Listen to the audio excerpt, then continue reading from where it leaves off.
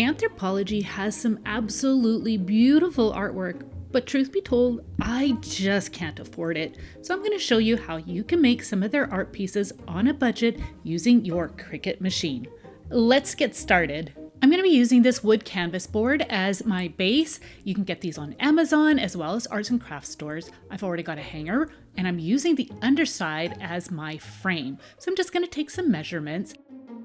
I want to say a big thank you to Cricut for sponsoring today's video. Any products used will be down in the video description below. Here is my inspiration piece. It's absolutely gorgeous, but I cannot afford $218. So I'm in Cricut Design Space and I opened up images. I'm clicking on nature and flowers, and I'm going to specifically choose the cut only operation. And I'm going to search out some wildflowers. If you click on the three dots, it can show you some similar images to what I just showed you, and you can search through them until you find an image that you think matches best to the original image that was on the artwork. Adjust the sizing at the top of the page. I like to save my work on my computer, and then I like to finish my work off on my device. I'm going to be using some black permanent vinyl, smart vinyl for this project. I'm on my device now. I selected my saved image and I'm going to follow all the prompts on my device. I don't need a mat for this one because this is smart vinyl, and I am also going to be using the new Cricut Joy Extra. So I'm using some smart vinyl that is sized to this machine. It cuts beautifully. Now, truth be told, this was actually removable vinyl. I made the mistake and started to use removable vinyl. You definitely want to use permanent. I'm cutting off the excess. I set my vinyl aside and I'm going to prep my canvas board. So I'm using some painter's tape and I'm going to just tape the inside around the frame. And now I'm going to use some walnut stain. It's gel stain here, and a rag, and I'm going to apply it to the frame. I am not going exactly to the color of the original piece, but if you want it darker, I would suggest using some dark brown, really rich dark brown color, and adding some water and just using that as a stain. Got it all nicely stained here, and now I'm going to remove the painter's tape. Next, I'm going to be painting the inside of the back panel just to create a more even look. You could just leave it plain if you'd like, but I'm using some warm white. Again, I'm trying to get it as close as possible to the original art piece as I can. I decided to give this a coat of some matte decoupage. I thought that the vinyl would probably stick a little bit better to this, and also again create a similar look to the original art piece. So I'm going to set that aside and allow it to dry well. I'm going to now go ahead and start to weed my vinyl. I cut off any of the excess pieces, and I'll set these small pieces aside as I could use those small pieces on a Cricut cutting mat for later use. I'm going to slowly start to remove the extra vinyl, and don't forget to remove the little bits within the flowers. I've forgotten them before and it's a hot mess. Now I'm going to measure out the transfer tape that I need, and this is again size for the Cricut Joy Extra. I'm telling you, I'm having so much fun with this little machine. It has been just awesome, and it can do so many different things. So I'm going to go ahead and now just start to slowly apply the transfer tape. I didn't do it all in one sheet. I just did it slowly in sections, trimming off any of the extra because I want this to fit within my frame really well. I'm also going to trim off the bottom a little bit. Now I'm going to burnish it, and if you struggle with burnishing this, sometimes you just have to go back in and burnish it again. I'm going to slowly peel back the transfer paper and start to apply it to my canvas board. Now, you could do this all in one shot. I have made a mess of things before when I do that, so I'm just going to go slowly and slowly remove the backing. I'm going to start to burnish it. If you do find that it starts to lift, just go back in and burnish the back side of your transfer tape, and then you continue to slowly work on removing the vinyl, adhering the vinyl and transfer tape to your back. So now I'm going to burnish it again, applying that to the backing of our canvas board. Now this is when I had realized that Okay, permanent vinyl would work so much better for this project because the vinyl would stick to this wood very, very well. The removable wanted to lift, of course, naturally. Now I'm going to add some gold velvet. The original piece had a gold trim around the edge.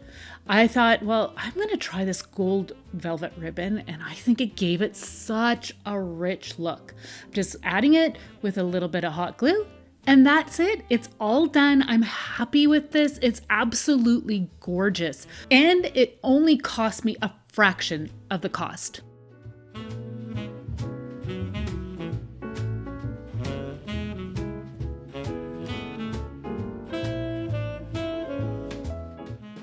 This next beautiful artwork was going to cost $168, and I knew I could create my own for way less. I'm in Cricut Design Space and I'm using the print and cut operation.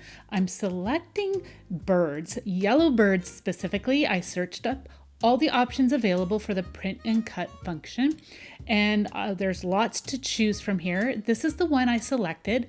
I'm going to do all the adjustments needed within the computer, and I'm going to save my work, and then I'm going to switch over to my device. So I've opened up my project in the Cricut app. I'm going to make it. Again, follow all the prompts. I am using printable iron-on for darks. This is really important. You want to select dark, and it's different from the light surface. I'm going to go and print out my image on my printer. You want to make sure you select Add Bleed. That will end the Use Printer dialog. If you select Add Bleed, it will remove any white outline. My printer needs to have it fed through upside down, so the tag was facing up. It printed out beautifully. I'm placing this on light grip mat. I'm using my brayer to smooth it all out, and now I'm going to send it to my cutting machine. Again, I'm going to be using the Cricut Joy Extra, following all the prompts on my device, and it is cutting out amazingly. This product is so cool to use. So now I'm going to set that aside for now. I'm going to prep my surface on my paper here. I'm using mixed media paper. I'm using a selection of a brush, a card, different color of yellows and greens, and I'm going to create my art background. So I'm just going to spread out all the different colors on my background, and I'm going to start to blend them as well. Now, this is something that's actually really fun to do, so I encourage you to create your own background. If you don't want to do this, you could definitely use some scrapbook paper. That would be a great option for this. So I'm just going to continue to work on my surface until I get a look that I'm really, really happy with. And just to let you know, I am using acrylic art paints here. You could try to use some craft paints, but you might want to add a glazing medium to it. I actually am going to add a glazing medium to mine because I wasn't getting the blending that I really, really wanted. So that is definitely an option, is to blend your acrylic paints with some glaze. You can also see here I am using a rag to help me to blend my colors a lot more smoothly. I'm continuing to look at the original art piece as my inspiration on how to create my background. So I had allowed my paper to dry, and now I am going to attach my paper, my painted mixed media paper, to some heavy duty cardstock or chipboard. I'm using some tacky glue. I'm going to spread it all out evenly right up to the edge, and then I'm going to place my painted mixed media paper onto the chipboard, smooth it out, put something heavy on top, and allow that to dry. So now that it's all dry, I am going to measure out the size that I need to cut my paper down to size so it will fit within my frame. So I'm going to just go ahead and use a paper trimmer here, and this is pretty thick, so I did cut through it a few times, and then I did have to bend it. I flipped it over and I cut through on the other side, and it gave me a really nice straight cut. If you don't have a paper cutter, you can use a steel ruler and a craft cutting knife to get the same look. So I've got my paper all cut down to size. I'm going to make sure it fits within my frame and trim as needed. And now for the bird. So I'm going to just slowly use my weeding tool underneath, and it'll slowly lift off.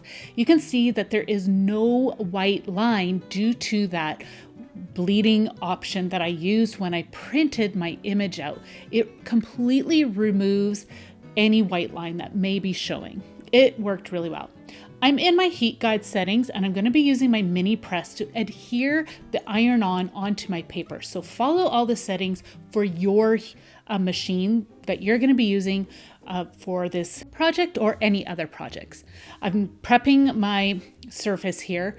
I've got my heat press going. I'm just going to line everything up and then I'm going to go ahead and press it. So I want my bird to be kind of in the center. And then once my heat press is ready, I'll put my Teflon paper down or parchment paper and then press it into place.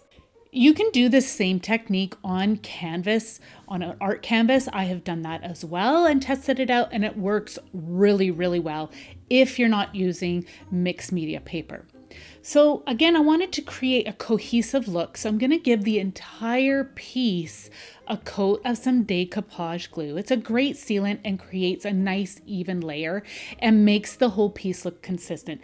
Put all your pieces into place and then it's ready to be put on display. Absolutely gorgeous. I am so in love with this piece. I am so happy with how it turned out. And again, for a fraction of the cost.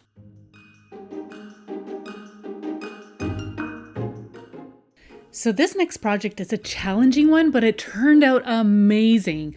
I've got a brass frame from the thrift store for $1 and this bead wreath from Dollar Tree for $1.50 here in Canada. This is my inspiration piece. It came with the frame only, but we're also going to try to recreate the art piece that's within it as well. You can see it was $78. It is such a cool piece. I'm straightening out the bead wreath. I needed to have a section for the bottom and the top. I'm going to be snipping it down to size using my wire cutters. And then you want to make sure you have some hot glue. We need to seal off both ends where the wire and the bead meets. And you're going to put some hot glue in there and that will prevent the beads from popping off of the wire. So I'm going to, again, do that for each side of my frame to create a bead frame. Now, the original piece, the frame was actually made of iron from what I discovered, but I'm using a brass frame and it worked just fine. So I've got all my pieces together. I'm going to take my frame apart. I decided not to reuse that glass because it turned out that glass piece was actually cracked.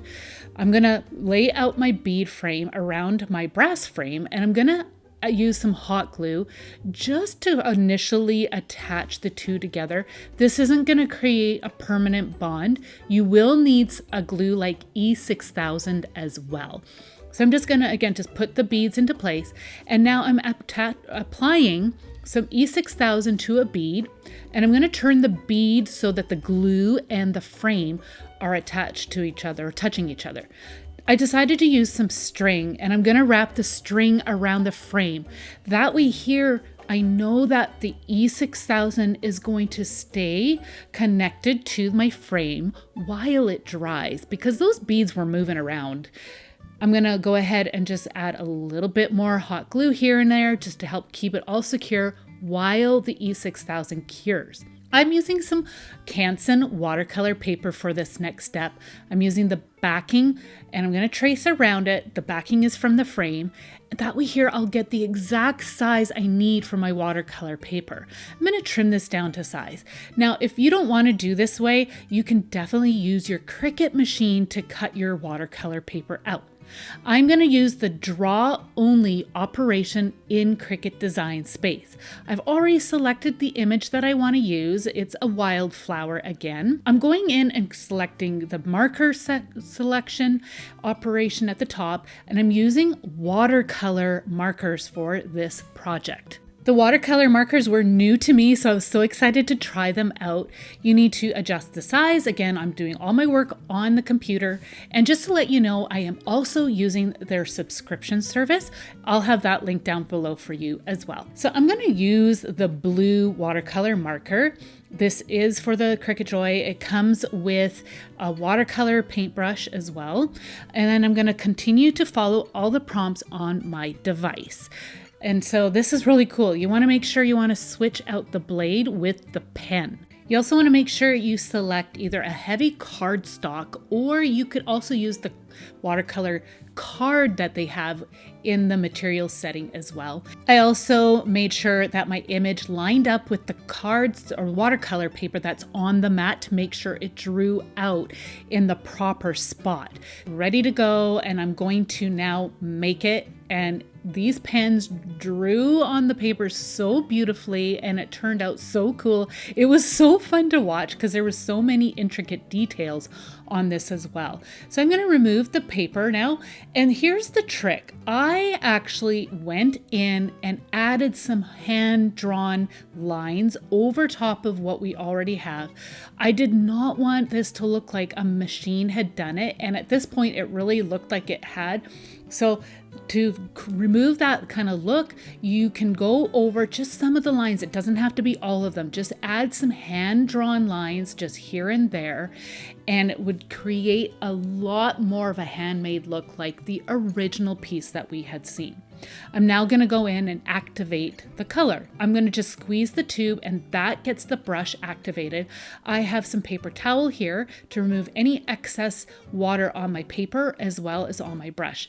And I'm just going to gently go over my lines. Again, I'm following kind of how my inspiration piece looked.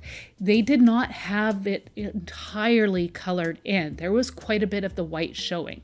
So I'm just going to continue on here until I'm satisfied with the look that I've got. Every once in a while, you're going to want to turn your paper because you don't want your hand to be resting on the ink, because that will just cause smudging. So you're going to set this aside and allow it to dry well. My frame has all set up. I allowed for 24 hours for the glue to cure. I'm just going to remove my string now.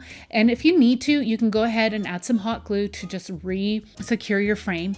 You can seal it up with some clear mat if you're concerned about that watercolor becoming activated again.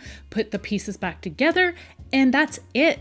I'm telling you, this was a challenging piece, but I'm so happy with how it looks.